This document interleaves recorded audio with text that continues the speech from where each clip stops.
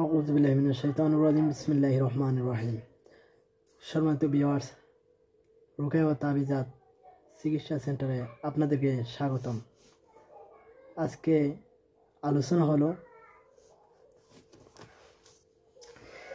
তাবিজ জায়েজ অথবা না জায়েজ, এই দুইটা নিয়ে।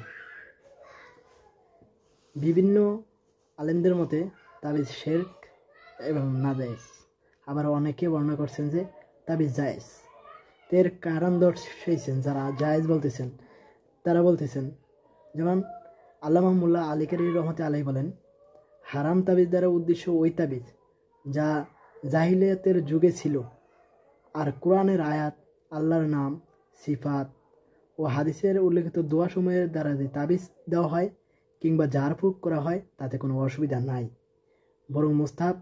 পক্ষান্তরে আমরা যে ভাষাগুলো বুঝি না, হিব্রু, তারপর অন্যান্য ভাষা, যেগুলো মানে আমরা বুঝি না, অস্পষ্ট, ওগুলোর ভিতরে শিরক হওয়ার সম্ভাবনা আছে। তো আমরা ওগুলোর ভিতরে শিরক থাকলে আমরা ভাষাগুলো বুঝতে পারি না যে ওগুলোর ভিতরে শিরক আছে কি না নাই। যদি শিরক থাকে তাহলে তো হারাম। এই জন্য অন্য কোনো ভাষায় এটা মানে অস্পষ্ট ভাষায় তাবিজ লিখে দেওয়া এবং পরিধান করা একদম না জায়েজ। কিন্তু আল্লাহ সিফাতি নাম, কোরআনের আয়াত এবং যেগুলো আমাদের স্পষ্ট, যেগুলো শিরক নয় এরকমটা আসে, তাহলে ওই সব দোয়া দ্বারা তাবিজ লিখে দেওয়া জায়েজ। আবার কিছু আছে, যেমন আহলে হাদিস ভাইদেরকে আছেন, যেমন কোরআনের আয়াত, যেসব আয়াতে বর্ণিত আছে বালা মুসিবত, দুঃখ বেদনা দূরকারী একমাত্র আল্লাহ তাআলা। যেমন কোরআন মাজিদ, ওয়াইন ইয়ামসাসকাল্লাহু বিদুরিল্লাহ ফালা কাশিফা লাহু ইল্লা হুয়া ওয়াইন ইউরিদকা বিখাইরি ফালা রাদ্দা লিফাদলিহি ইউসিবু বিহি মান ইয়াশাউ মিন ইবাদিহি ওয়া হুয়াল গফুরুর রহিম।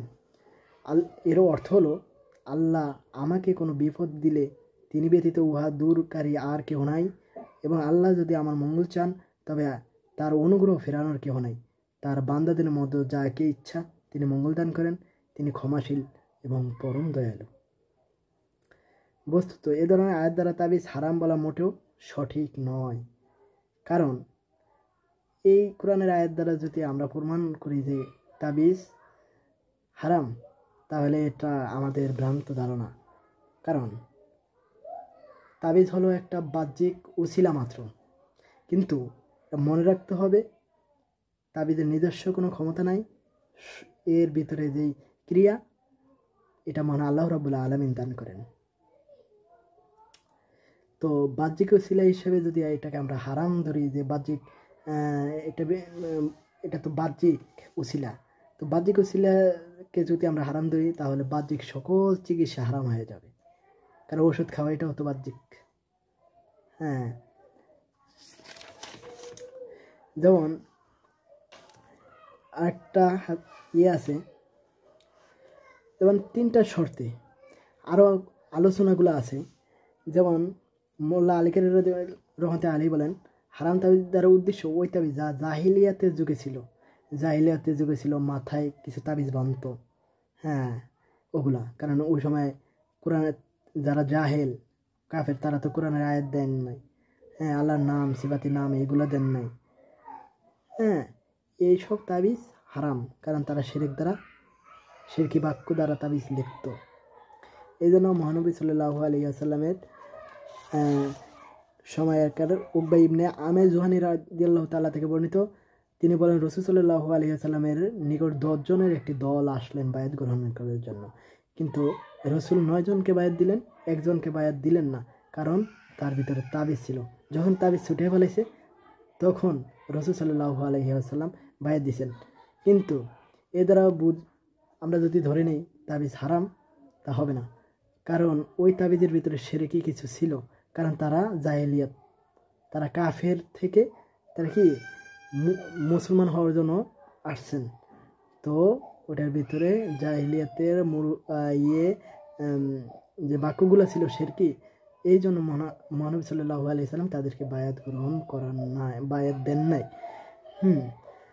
সুতরাং আমরা এই আলোচনা থেকে বুঝতে পারি যে অর্থ বুঝে আসে এমন কালাম দ্বারা তাবিজ হতে হবে, তাহলে এটা জায়েজ। যেই তাবিজের অর্থ বুঝে আসে না বা কোরআনের আয়াতের সাথে মিলে না, এই সমস্ত দ্বারা তাবিজ লেখা মোটেও জায়েজ নাই। কোরআন ও হাদিসের তাবিজ ওই লেখা উল্লেখ থাকতে হবে, এবং যেই তাবিজটা আমি তাবিজটা দেব ওইটার আয়াত বা ওই সিফাতির নাম কোরআন ও হাদিসের মধ্যে থাকতে হবে। অন্যথায় এটা ব্যবহার করা যাবে না। তাবিজ কোনো আরোগ্য বা উপকার করতে পারে না, বরং আরোগ্য দান কিংবা উপকার প্রদান করেন একমাত্র আল্লাহ তাআলা, এই বিশ্বাস থাকতে হবে।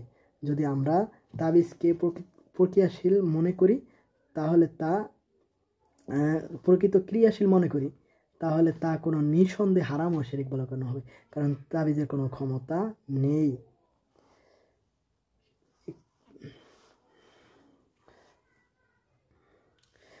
যেমন আরেকটা জিনিস আছে, আমরা পিতল ঝুলাই, তামার টুকরা, লোহার টুকরা এগুলো ঝুলাই, এগুলো মোটেও ঠিক না, কারণ এগুলা তামিমের অন্তর্ভুক্ত। তাই আমরা এগুলো থেকে আল্লাহ রাব্বুল আলামিন যেন আমাদেরকে হেফাজত করেন। আর এই যে শর্তগুলা, এই শর্তগুলা মেনে আমরা তাবিজ ব্যবহার করবো ইনশাআল্লাহ।